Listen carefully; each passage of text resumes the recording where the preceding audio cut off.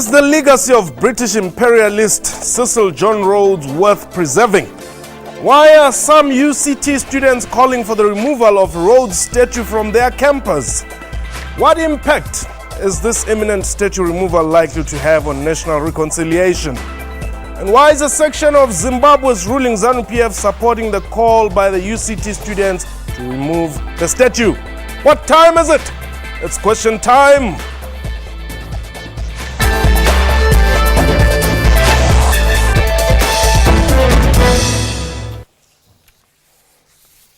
Hello and welcome to the show. My name is Mpho Seidu. First, colonialism, and then apartheid. These two controversial political systems were finally defeated when a democratic dispensation was ushered in 1994. While South Africans are still pondering over the merits and demerits of national reconciliation, students at the University of Cape Town recently threw a bombshell by calling for the removal of the late British mining magnate Cecil John Rhodes' statue from their campus. Meanwhile, Oxford University in the UK felt the statue is a symbol of racism and a lack of transformation at this university, while some section of Zimbabwe's ruling ZANU-PF has also come in support for the removal of Rhodes' statue. My guest today in studio is Professor Itumeleng Msala, himself a former lecturer at the University of Cape Town, and joining us on the line is Zizipho Pai. She's a UCT SRC Deputy President. Zizipho, welcome to the show. Prof, welcome to the show as well. Perhaps let me just start with you, Zizipho, on the line. Just give us the latest. We know that a decision has been taken to refer the matter to an upper structure for the removal of the statue, but already indeed it has been closed off, or rather locked out of public sight. What's happening? So at the moment, the students from the UCT have been occupying the Bremner building, which is the executive administration building of the university. The occupation started on the 20th of March when the vice-chancellor refused to give a date for when the statue will be removed. So the Student Representative Council then led a march and did an occupation into the Bremner building. So right now, the occupation has been going on for the last 10 days and is still going strong. The numbers seem to get bigger every day. And also last week, Friday, the University Senate met and with an overwhelming majority voted that the statue needs to be permanently removed from the institution, and that in the meantime, before it's removed, it needs to be covered and made somewhat invisible to students. So there definitely has been a lot of progress, but we need to acknowledge the fact that the decision of the Senate is not binding. You know, the council can very easily override that decision, though I doubt they will, but there is still that possibility. And even if the council makes a decision that the statue will go, they still then have to go to Heritage Western Cape and follow a legal process to have it removed. Okay. Now, Zizipho, how does the face of a dead man disturb a political science 100 student from learning? Well, we first need to acknowledge the fact that this hasn't, if you mean disturb people's learning as in disrupt lectures, that hasn't been happening. However, the statue of Cecil John Rhodes and the institutional symbolism and culture that exists at UCT is largely Eurocentric and celebrates a very white supremacist ideology. When did you realize this? I beg your pardon? When did you realize this? In my first year when I came to UCT. Which was? Which was in 2012. Okay, so then it takes one student to deface the statue with feces stolen from the black townships of Cape Town to get the matter on the national agenda. Was he sent by you as the SRC, or did the SRC take advantage of something which one student had studied? So the conversation about the road statue and the symbolism on campus started a couple of years ago before I even got to UCT. Yes. You know, so this has been a process and a conversation and a debate that's been going on for more than 10 years. You know, but because UCT is a very bureaucratic institution, you know, the students' voices and the SRC's voices have very often gone unheard in the institution, and management hasn't really taken it very seriously. And unfortunately, it had to take, you know, the unconventional act of one student to actually make the university executive and management actually take this issue seriously.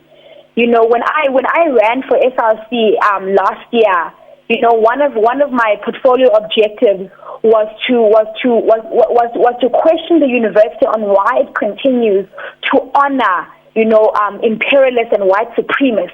You know, so this isn't something I just started with Utumani Matlole throwing feces. Okay. You know, although I do believe that that was an incredibly effective way of making the white supremacists on our campus aware of black pain. Okay. You know, all right. It didn't start now. Hold the thought there, Prof. Let me come to you. You are a product of the University of Cape Town, if I may put it that way, or at least it has contributed to your life. You spent many, many years on that campus. Just talk to me, when all this started, what came to your mind? Well, I'm absolutely delighted that the students at UCT, as well as the students at Rhodes and other campuses, have embarked on this campaign. I'm delighted partly because it's been a long time since students in our country, in our campuses in our country, have taken up important historical, social, cultural, and political issues of the day. And so I'd like to start by supporting and endorsing the campaign of the students. But what also came to my mind is precisely in the question that you've put, that I spent 13 years of my time as a teacher, lecturer, and professor at the University of Cape Town. And that this version of the struggle against colonialism did not happen in my time. I think that was tragic. I think those of us who went through UCT in those days, there were not many, by the way. I can tell you when I was at the University of Cape Town, I could count the black students in my two hands. There were just a few black students, and we had to fight a different struggle. Well, I wasn't a student at the time, I was a teacher, even though I got my PhD from UCT. But the point is, both the lecturers and the students were not even allowed to live on campus. When I arrived at the University of Cape Town from Botswana, I had to get a special permission to remain in the Western Cape while I was in the employ of the University of Cape Town. Otherwise, I wasn't even allowed to be in the Western Cape. The students at the University of Cape Town used to live in Gugulethu. I used to travel with them. If you had a lecture at 8 o'clock at UCT or 8:30 as it was those days, you had to leave Gugulethu at 5 in the morning with public transport in order to catch an 8:30 lecture, while the white students were sleeping on campus. So there have been many struggles and many challenges. But the critical issue that the students are fighting now is an issue that should have occupied both us as teachers and professors, as well as students of the time, the issue of colonialism, of white imperialist colonialism, is actually the fundamental issue. And it isn't about the dead man, if I may just disagree with you. Yes. Cecil John Rhodes is not dead. Cecil John Rhodes is in the classrooms at UCT. Cecil John Rhodes is in the council. He is in the Senate. He is in the hostels. He lives everywhere. He permeates the fundamental culture of the University of Cape Town, as indeed he does the rest of our society today. Hold the thought there. We're going to talk about the date after the break. This is Question Time. Please don't go away.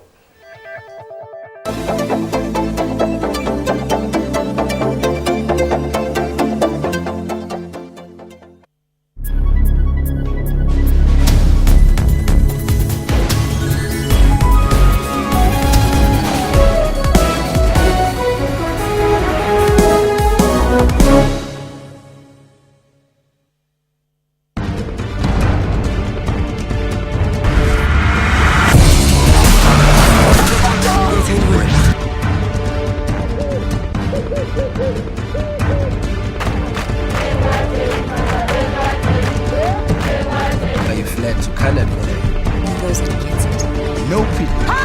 Ik groei maar eens een kap. Ja, de paar bezig. Kom.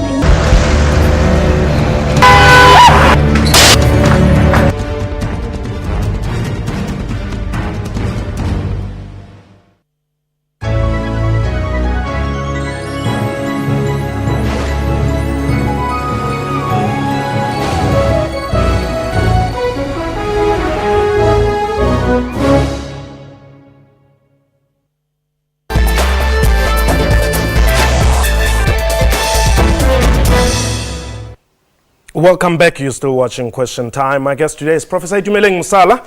He is a former academic there at the University of Cape Town. Zizi Popai is the UCT SRC Deputy President. Now, Prof, would I therefore be right to say that Cecil John Rhodes is actually just a scapegoat in this instance? No, he's not a scapegoat. He's an important symbol of the continuation of colonialism in our country. Cecil John Rhodes was not defeated when the British left, and Cecil John Rhodes was not defeated in 1994. Cecil John Rhodes continues to permeate our lives through the dominance of white colonial cultural symbols in our society, as well as the dominance of white colonial cultural idioms and symbols and notions of beauty and notions of what is knowledgeable and not knowledgeable in our educational system itself. The students have very importantly raised the issue of curriculum. Yes. This is not just about that piece of metal or piece of stone that stands there.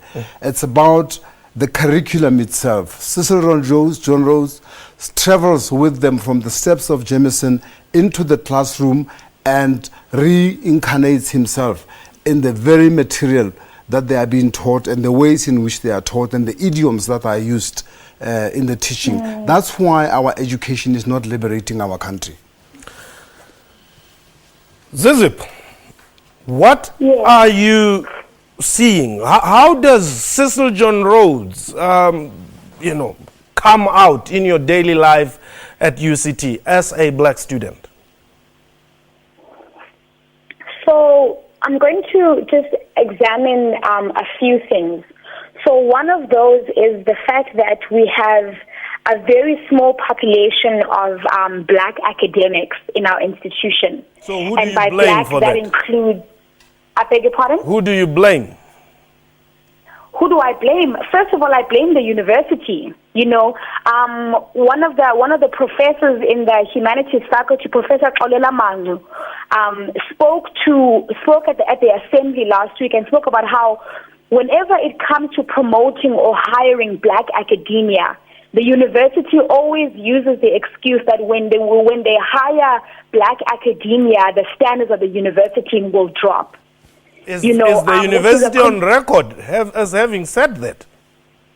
Most definitely, Dr. I sit on the institutional forum where we discuss employment equity within the academic staff, and time again, when the science faculty is being held accountable about why out of 74 academics only has one black South African academic, it always speaks about standards, about how the university needs to uphold standards, and that transformation is going to take time because we need to uphold standards, which directly infers the fact that black academia is inferior. And bringing in more black academia into the university means that the university standards will drop, which is completely unacceptable. And many black academics have held the university accountable on public platforms, speaking about exactly that issue. Okay. All right, hold it there. Prof, does this sound like the time when you were still at UCT? Exactly like, 20 years hasn't passed. It's exactly the struggle we fought when we were at UCT. It got to a point where I, like Zizi, I was in all kinds of structures. I used to serve in what was called the General Purposes Committee of the University of Senate. And that was the controlling day-to-day managing committee of the university. I served in the council, I served in the senate of the university. We put the same issues, and the university captains say we are committed to having black people here. Now I'm talking 20 years ago exactly this year, 1995 when I left UCT. And the struggle in the 80s when I was there and in the 90s was exactly the same. And the issue was always, we will get black people here. We will get black South Africans here as soon as they are qualified to be here. Now, how qualified should you be? I have taught in universities, top universities around the world. I've taught at the University of Cambridge in the UK. I've taught at the University of Botswana. I've been in California. I've been everywhere. I've been in Latin America as well as UCT. You can't tell me I'm the only black person with international academic qualifications and publications. And so where black people left this country and went and established education in Lesotho, education in Zimbabwe, education in Swaziland, in Botswana, in Nigeria. Professor Mphahlele, we taught the world. Why can't we teach our own country? But you see, you have a scenario, and I don't know how you're going to respond to this. Professor Adam Habib actually just raised a question regarding the University of the Northwest, for instance. You've got the Potchefstroom campus, which is almost completely white Afrikaner. Then you've got its sister campus in Mafike, which is 99% black, right? But it's the same university. Yeah, well, that for me comes from our failure to defeat colonialism. In the political settlement that we have accepted in this country that defines the new system, colonialism remains at the bottom undefeated. And that's why it manifests itself in the way in which we institutionalize our democracy.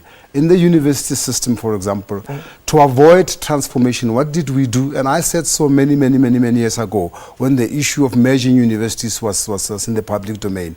Instead of transforming universities, we took a black university and legally merged it with a white university, and the white campus remains white and the black campus remains white. That's our way. Okay. Of transforming, and therefore, since we're not committed to transformation, because we can't be, because we are fundamentally driven by colonial values and a colonial political system.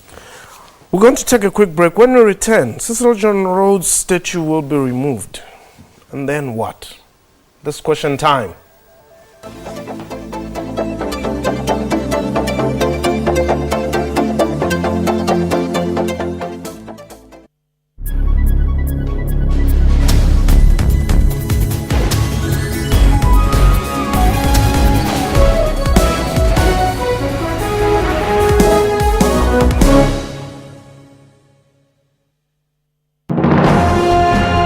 Zoom into Africa. This is Madagascar. The president is Mr. Heri Rajaonarimampianina.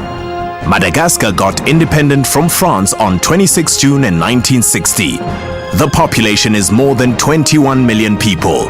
One of the major languages spoken is French. Monetary unit is Ariari.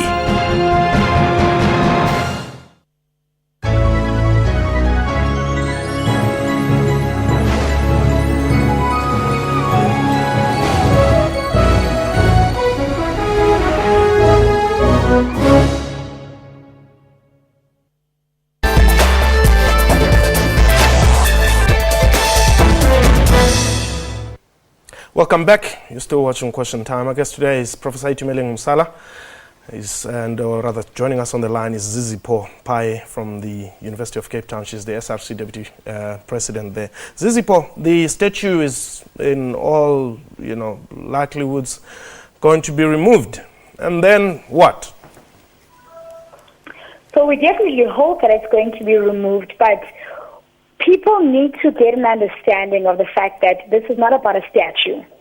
Yes, the statue has been what has been at the forefront, but this is about deconstructing the psychological colonial effects that exist on our campus.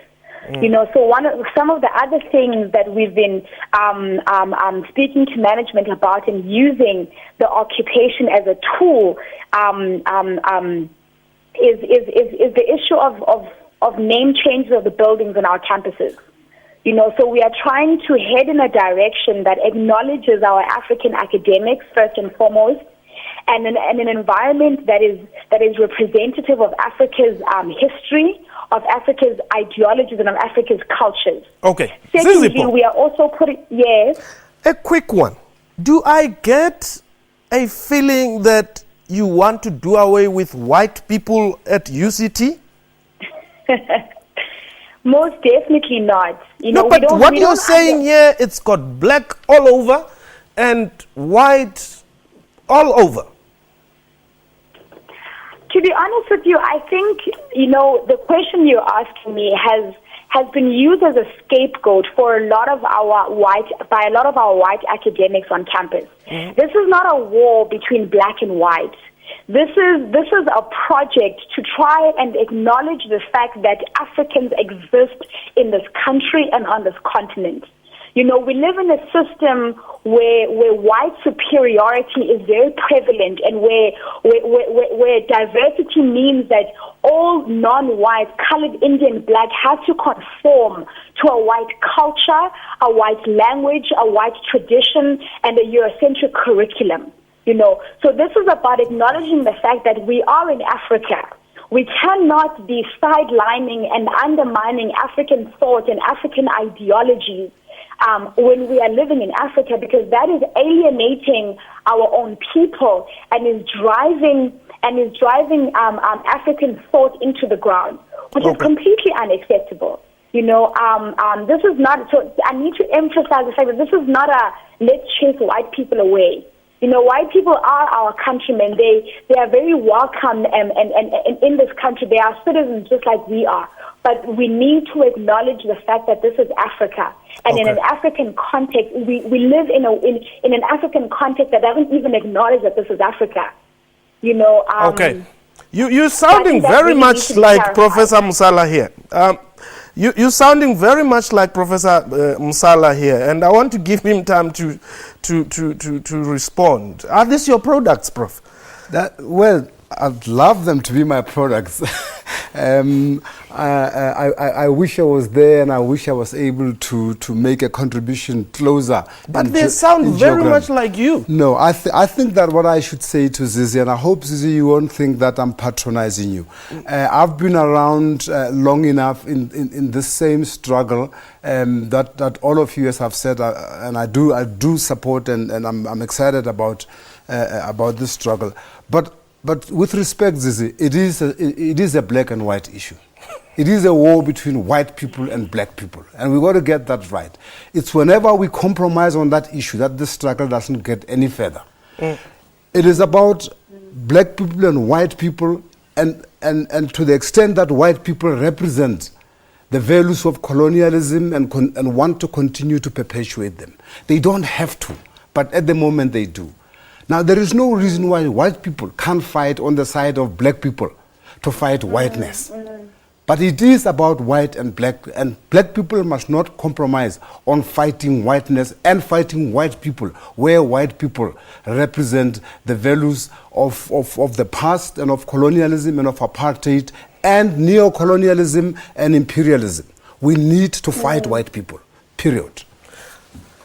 The Vice Chancellor from Oxford has come out in support of. Does this therefore mean that this is so legit? I think, having said what I've just said, I did make the point that there's no reason why white people can't stand on the side of black people without them stealing the struggle of white people or black people or redefining the struggle. So there are white people whose moral commitment, whose intellectual commitment, whose total cultural disposition makes them understand that colonialism is unacceptable however you define it. People have been calling this history. It's not history.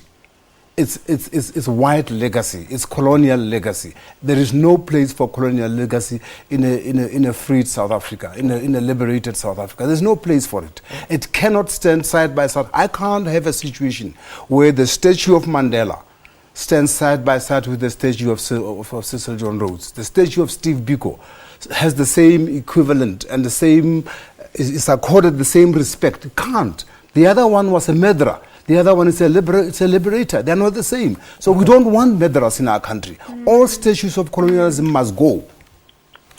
So, whose statue is coming in the place of Cecil John Rhodes? May I just make the point? I'm sorry to interrupt. Quickly. May I make the point about this covering of this thing?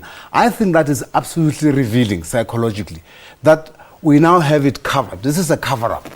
They should not even go that far. They should just get rid of the thing. Don't cover it up. Okay.